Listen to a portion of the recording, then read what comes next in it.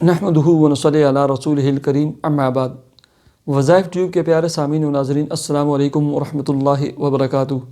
امید کرتا ہوں کہ آپ جہاں پر بھی ہوں گے اللہ کے فضل و کرم سے خیریت سے ہوں گے، اور دعا گو ہوں کہ اللہ تبارک و تعالی آپ کو ہمیشہ صحت و سلامتی کے ساتھ پیار و محبت والی، خوشیوں والی، اتفاق و اتحاد والی اور پاکیزہ لائف و زندگی عطا فرما کر زندگی بھر اللہ رب العزت آپ کو کسی کا محتاج نہ فرمائے۔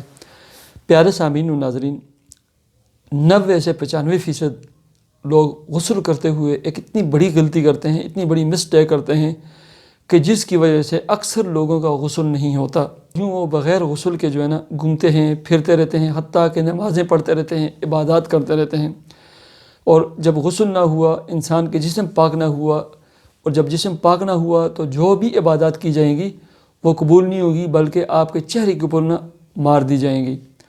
اب وہ غلطی کیا ہے؟ 4-5 اتنی بڑی غلطیاں ہیں، آپ غور کریں۔ سب سے پہلے، اگر آپ نے رنگ پہنی ہوئی ہے، انگوٹھی پہنی ہوئی ہے، اس کو حرکت دینی ہوتی ہے، ٹھیک ہے؟ دیکھیں، یہ میری جو رنگ ہے نا، انگوٹھی جو ہے نا، یہ ذرا سخت ہے۔ آپ چاہے وضو کریں، چاہے غسل کریں، غسل جنابت ہو، جو بھی غسل ہو، اس کو ایسے حرکت دیں تاکہ پانی اس کے نیچے چلا جائے۔ سب سے پہلے نمبر 1۔ دوسرے نمبر پر، خواتین نے جو مینڈیاں بنائی ہوتی ہیں ان کو بھی کوشش کریں کہ وہ بالکل کھول دیں، اور جو کانوں میں کانوں میں جو بالیاں ڈالی ہوتی ہیں، ٹاپس ڈالے ہوتے ہیں، ان کو بھی ذرا حرکت دیں تاکہ ان سوراخوں کے اندر پانی چلا جائے۔ ایسے ناک کے اندر اگر کوکر ڈالا ہوا ہے، کوئی اور چیز ڈالی ہوئی ہے، اس کو بھی ذرا حرکت دیں تاکہ پانی اس سوراخ کے اندر چلا جائے، ٹھیک ہے؟ ان چیزوں کے اندر یہ 2-3 چیزیں ہوگی۔ اور چوتھی چیز جو ہوتی ہے، ناخن پالش، ٹھیک ہے؟ ناخن پالش کی کوشش کریں کہ ناخن پالش، آج کل تو ایسے کیمیکل ہیں ناخن پالش والوں کے پاس ہی ملتے ہیں کہ میں نے اپنے گھر کی خواتین کے پاس دیکھا ہے کہ وہ ناخن پالش لگاتی ہیں، اور جب نماز کا وقت ہوتا ہے ایک کیمیکل اوپر لگا دیتی ہیں، 1 سیکنڈ کے اندر بالکل ناخن صاف ہو جاتے ہیں۔ نماز پڑھ کے، وضو کر کے، پورے بہترین طریقے سے نماز پڑھ لیتی ہیں، اس کے بعد دوبارہ وہی ناخن پالش لگا لیتی ہیں۔ جب تک ان کا وضو ہوتا ہے تو پڑھتی رہتی ہیں، جیسے وضو کرنا ہوتا ہے وہ اوپر سے وہ کیمیکل لگا کر ہٹا دیتی ہیں، وضو کر لیتی ہیں۔